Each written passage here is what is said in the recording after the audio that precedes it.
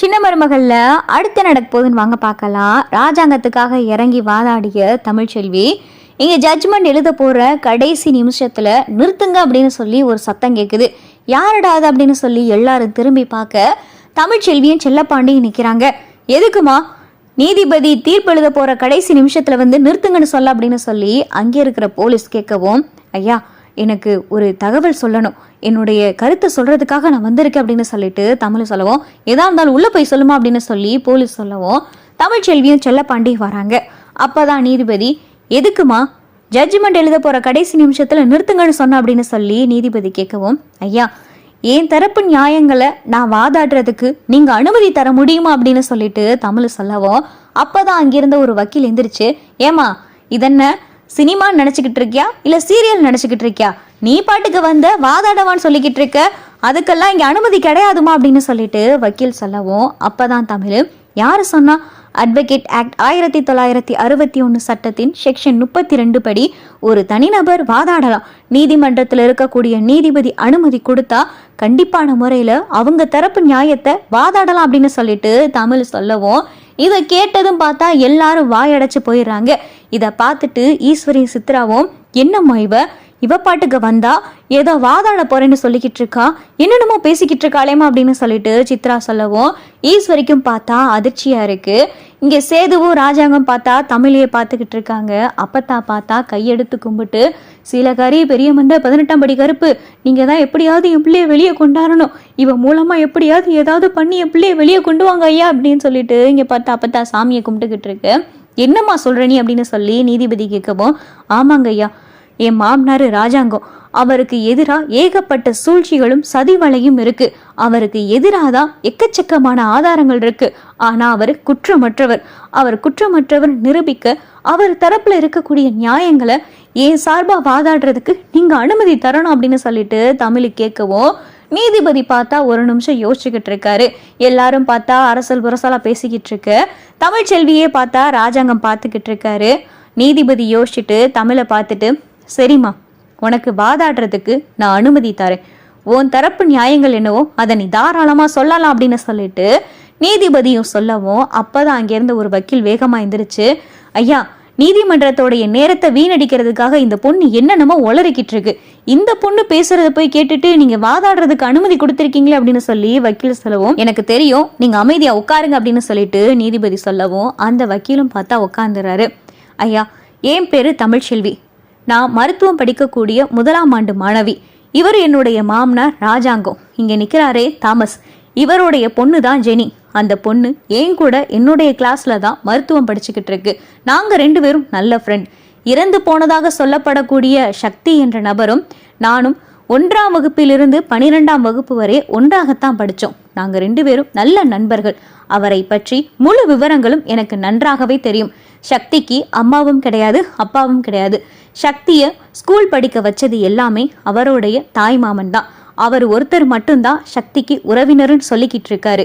சக்திய எதன் அடிப்படையில இறந்து போன நபருடைய உடம்ப வச்சு அது சக்தி தான் சொல்லி போஸ்ட்மார்டம் ரிப்போர்ட் கொடுத்துருக்காங்கன்னு எனக்கு தெரியல, எனக்கு சில சந்தேகங்கள் இருக்கு ஐயா, அதன் அடிப்படையில தான் நான் வாதாடுறதுக்கே வந்திருக்கேன், இறந்து போனது சக்தியே கிடையாது அப்படின்னு சொல்லிட்டு தமிழ் சொல்லவும், என்னம்மா சொல்ற அப்படின்னு சொல்லி நீதிபதி கேட்கவும், ஆமாங்க ஐயா இறந்து போன நபர் சக்தியே கிடையாது அப்படின்னு சொல்லிட்டு தமிழ் சொல்லவும், அப்பதான் அங்கிருந்து வேகமா ஒரு வக்கீல் எந்திரிச்சு, என்னம்மா சொல்லிக்கிட்டு இருக்க, போஸ்ட்மார்டம் ரிப்போர்ட்ல இறந்து போன நபரும் சக்தி தான் சொல்லிட்டு உறுதிப்படுத்தியிருக்காங்க, சக்தியை திருமணம் செஞ்சதா கூறப்பட்ட ஜெனி என்ற பெண்ணும் அந்த உடம்ப பார்த்து அது சக்தி தான் சொல்லியிருக்கு, இதுக்கு மேல நீ எப்படிமா அந்த நபர் சக்தியே இல்லைன்னு சொல்ற அப்படின்னு சொல்லி வக்கீல் கேட்கவும், அப்பதான் தமிழ்ச்செல்வி, ஐயா சக்தி என் கூட படிச்ச ஒரு நல்ல நண்பர், அவருடைய காலில் பித்த வெடிப்பே கிடையாது, அதே மாதிரி அவருடைய உடம்புல எந்த விதமான தழும்புகளும் கிடையாது, ஆனா இறந்து போன நபராக சொல்லப்படக்கூடிய சக்தி என்ற நபருடைய உடம்புல பித்த வெடிப்பும் இருக்கிறது, தழும்புகளும் இருக்கிறது, இதன் அடிப்படையில தான் எனக்கு சந்தேகமே வருது, அதே மாதிரி நீங்க மரபணு மறுகூராய்வு செய்ய நீங்க உத்தரவிடணும் அப்படின்னு சொல்லிட்டு தமிழ் சொல்லவும், இது எதுக்காக அப்படின்னு சொல்லிட்டு நீதிபதி கேட்கவும், ஐயா அதுதான் அது சக்தியா இல்லையான்னு சொல்லி நிரூபிக்க போகுது ஐயா அப்படின்னு சொல்லிட்டு தமிழ் சொல்லவும், என்னதாமா சொல்ற அப்படின்னு சொல்லிட்டு நீதிபதி கேட்கவும், இல்லைங்கய்யா இறந்து போன நபர் சக்தி இல்லைன்னு நான் சொல்றேன், அவருடைய போஸ்ட்மார்டம் ரிப்போர்ட்ல இருக்கக்கூடிய கருத்துக்கள் முற்றிலும் தவறானது. இறந்து போன நபர் வேறொருவர். அவர் எதனால இறந்தாரு, உண்மையிலேயே அந்த நபர் யாரு, அந்த நபருடைய பெயர் என்ன, இறந்து போன நபரை யாரு உண்மையிலே கொலை செய்தது என்றதை நீங்கள் தான் காவல்துறைக்கு உத்தரவிட்டு அதனை கண்டுபிடிக்க வேண்டும். சக்தி பயன்படுத்தக்கூடிய முடியையும் அந்த நபரின் உடம்பில் இருக்கக்கூடிய முடியையும் உண்மையில் மறுபரிசீலனை செய்ய வேண்டும் ஐயா. உண்மைக்கு புறம்பாக அந்த போஸ்ட்மார்டம் ரிப்போர்ட் உள்ளது. அதிகாரத்தை பயன்படுத்தி அந்த போஸ்ட்மார்டம் ரிப்போர்ட்டை தவறாக எழுதியுள்ளார்கள் அப்படின்னு சொல்லிட்டு தமிழ் சொல்லவும், அப்பதான் நீதிபதி அங்கே இருக்கிற இன்ஸ்பெக்டரை பார்த்து, இன்ஸ்பெக்டர் இந்த பொண்ணு சொல்றதெல்லாம் உண்மை அப்படின்னு சொல்லிட்டு நீதிபதி கேட்கவும், இங்கே இன்ஸ்பெக்டரும் பார்த்தா திருன்னு முழிக்கிறாரு. ஐயா, நான் சொல்றது எல்லாமே உண்மை. அது மட்டும் இல்ல, சக்தியோடைய மாமா அவரையும் நீங்க விசாரிச்சீங்கன்னா உங்களுக்கு எல்லா உண்மையும் தெரியும். அவரை விசாரிக்கிறதுக்கு நீங்க அனுமதி தரணும் அப்படின்னு சொல்லிட்டு தமிழ் சொல்லவும், சரி அப்படின்னு சொல்லி நீதிபதியும் சொல்லவும், சக்தியோடைய மாமாவும் வராரு. யாரடி இவன் அப்படின்னு சொல்லி ஈஸ்வரி சித்ரா கிட்ட கேட்க, தெரியலையம்மா, அந்த சக்திக்கு யாருமே இல்லை, அவன் ஒரு அனாதை பையனு சொன்னாங்க, இப்ப யாருமா மாமானு புதுசா வந்திருக்கிறது அப்படின்னு சொல்லி சித்ரா சொல்லவும், சக்தியோடைய மாமா பார்த்தா நீதிமன்ற கூண்டுல நிக்கிறாரு. அப்பதான் தமிழ்ச்செல்வி சக்தியோடைய மாமா கிட்ட கேட்கிறாங்க, நீங்க தற்போது இறந்து போன நபர் சக்தின்னு நினைக்கிறீங்களா அப்படின்னு சொல்லிட்டு தமிழ் கேட்கவும், அப்பதான் சக்தியோடைய மாமா, இல்லைங்க ஐயா, அது சக்தியோடைய உடம்பே கிடையாது ஐயா. சக்தியோடைய உடம்பு எப்படி இருக்குன்னு எனக்கு தெரியும் ஐயா. சின்ன பிள்ளையில இருந்து தூக்கி வளர்த்தவன் நான். சக்தியோடைய உடம்பு எப்படி இருக்குன்னு எனக்கு தெரியாதா? அதே மாதிரி இந்த பொண்ணு சொன்ன மாதிரி சக்தியோடைய காலில் எந்த பித்த வெடிப்பும் கிடையாதுயா. சக்தியோடைய உடம்புல எந்த தழும்புமே கிடையாது, கீரலும் கிடையாது ஐயா. ஆனா இறந்து போன சொல்லப்படக்கூடிய சக்தின்ற பையன்ற உடம்புல கீரல், தழும்பு, பித்த வெடிப்பு இதெல்லாம் இருக்கு ஐயா. எனக்கு இதன் அடிப்படையிலையும் சந்தேகம் இருக்கு ஐயா. நீங்க மறுபடியும் மரபணு பரிசோதனை செய்யறதுக்கு உத்தரவு கொடுக்கணும் ஐயா அப்படின்னு சொல்லிட்டு இங்க பார்த்தா சக்தியோடைய மாமாவும் கேட்க, நீதிபதி பார்த்தா ஒரு நிமிஷம் யோசிச்சுக்கிட்டு இருக்காரு. மறுபடியும் மரபணு பரிசோதனை செய்ய சொல்லுவோமா வேணாமா, இல்ல இந்த கேஸ் வேற பக்கம் திரும்புதா அப்படின்னு சொல்லி நீதிபதி யோசிச்சுக்கிட்டு இருக்க, அப்பதான் அங்க இருந்து ஒரு வக்கீல் வேகமா எந்திரிச்சு, ஐயா, இது கேஸை ஏதோ வேற பக்கம் திருப்புறதுக்காகவும் குற்றவாளிகளை தப்பிக்க வைக்கணுன்றதுக்காகவும் ஏதேதோ கதை கட்டிக்கிட்டு இருக்காங்க. இவ்வளவு நாள் இங்க வராத சக்தியோடைய மாமா இப்ப எப்படி திடீர்னு வந்தாரு? ஆமா, நீங்க இவ்வளவு நாள் எங்க இருந்தீங்க அப்படின்னு சொல்லிட்டு வக்கீல கேட்கவும், ஐயா, நான் ஒரு வேலை விஷயமா வெளியூர் போயிருந்தேயா, அப்பதான் இந்த சம்பவம் நடந்திருக்கு.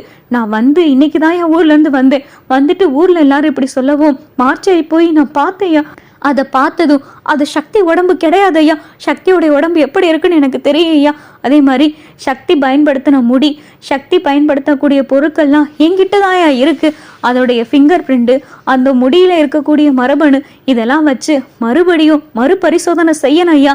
செஞ்சு அது சக்தியா இல்லையான்னு அதிகாரப்பூர்வமா நல்ல முறையில் அந்த பரிசோதனை நடக்கணும் ஐயா. முன்னாடி நடந்தது ஏதோ சூழ்ச்சினால தவறான போஸ்ட்மார்டம் ரிப்போர்ட் எழுதியிருக்காங்க ஐயா. உண்மையிலேயே சக்தி உயிரோட தான் ஐயா இருக்கா அப்படின்னு சொல்லிட்டு இங்கே சக்தியோடைய மாமாவும் சொல்ல, நீதிபதியும் பார்த்தா, சரி மறுபடியும் மரபணு பரிசோதனை செய்ய உத்தரவிடுறேன்.